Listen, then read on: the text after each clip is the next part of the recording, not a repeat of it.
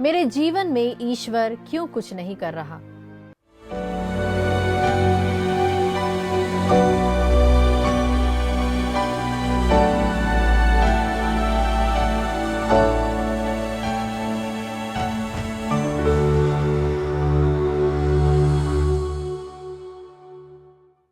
आप में से कई लोगों ने हम तक अपने अनुभवों को पहुंचाया, शेयर किया।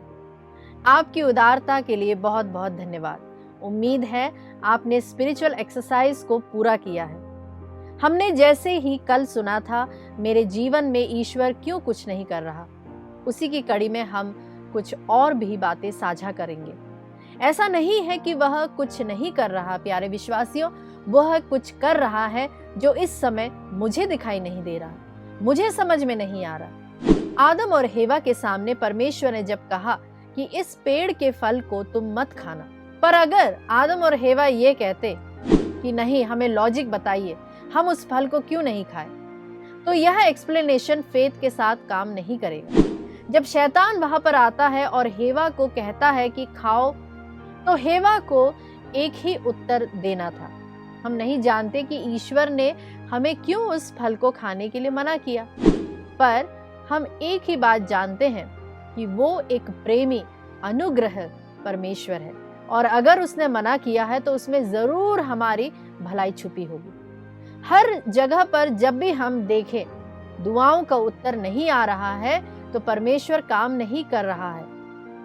आपको एक मैसेज स्वयं को देना चाहिए कि मैं जानता हूं कि मेरा परमेश्वर भला परमेश्वर है, और अगर वह शांत बैठा है तो उसमें मेरी ही कोई ना कोई भलाई छुपी है।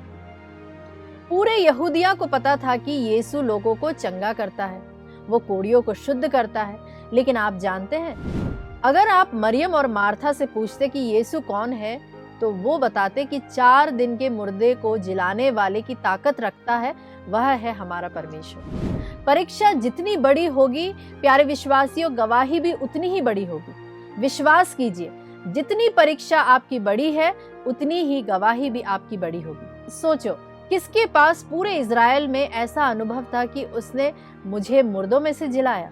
अगर आप मरियम और मार्था से उन दिनों में मिलते और अगर हम उनसे पूछते कि आप हमारे लिए प्रार्थना करेंगे, हमें ये प्रॉब्लम्स है, तो जानते हैं वे क्या कहते? मेरे भाई मेरी बहन, तुम्हें कोई भी प्रॉब्लम हो, पर तुम्हें मेरे भाई से बढ़कर कोई प्रॉब्लम नहीं होगी। यह कब्र में था, वह सोया हुआ था, मर चुका था, सड़ गया था, पर यीशु ने उसे चौथे दिन मुर्दों में से जिलाया। याद रखिए, टेस्ट जितनी बड़ी होगी, गवाही उससे भी बढ़कर होगी। मेरे भाइयों मेरी बहनों, हमारे बाइबल में एक पुस्तक है जिसमें परमेश्वर का नाम कहीं नहीं है। आप पढ़कर देखिए परमेश्वर के महान कार्य के बारे में जहां लिखा है और परमेश्वर ने कैसे काम किया है। वह पुस्तक है एस्तर की पुस्तक। कैसे रानी वश्ती निकाल दी गई और एस्तर आ जाती है। कैसे मुर्दकाय था जो हमान का दुश्मन था और हमान मर गया, यह किसने किया? कैसे वो किताब, जब राजा को नींद नहीं आ रही थी तो उसने कहा वो किताब लेकर आ जाओ ताकि मैं उसे पढूं। जिस व्यक्ति ने वो किताब निकाली, उसे उस मनुष्य के हाथ में वह किताब किसने दी जिसमें मुर्दकाय का जिक्र था? प्यारे विश्वासियों, पवित्र आत्मा ने। उस किताब में परमेश्वर का कोई नाम नहीं है, लेकिन हर अध्याय में परमेश्वर का कार्य काम कर रहा है। प्यारे मित्रों, इस वाक्य को हमेशा याद रखना। प्रभु के काम करने के 2 तरीके हैं। एक, वह कभी धीरे धीरे काम करता है। हम पढ़ते हैं निर्गमन ग्रंथ अध्याय 14 पद संख्या 21 में प्रभु का वचन कहता है, तब मूसा ने समुद्र के ऊपर हाथ बढ़ाया और प्रभु ने रात भर पूर्व की ओर जोरों की हवा भेजकर सागर को पीछे हटा दिया। सागर 2 भागों में बंटकर बीच में सूख गया था। मतलब ये कि जब मूसा ने लकड़ी मारी तब उसी दिन वो 2 भाग में नहीं बटा, बल्कि अगले दिन 2 भाग में विभाजित हुआ। जैसे जैसे हवा आती गई, लाल समुद्र 2 भाग में बट गया। इसमें समय लगा, एक रात लगी, पर आप जानते हैं विश्वासियों, यरदन नदी ऐसे 2 भाग में नहीं बटी।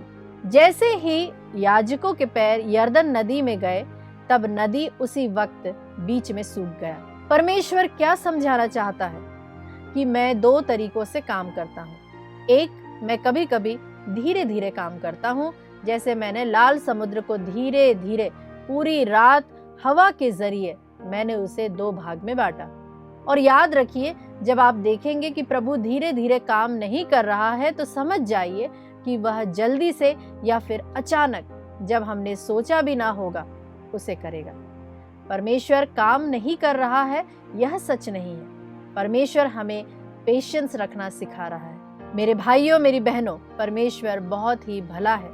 उसकी करुणा सदा की है।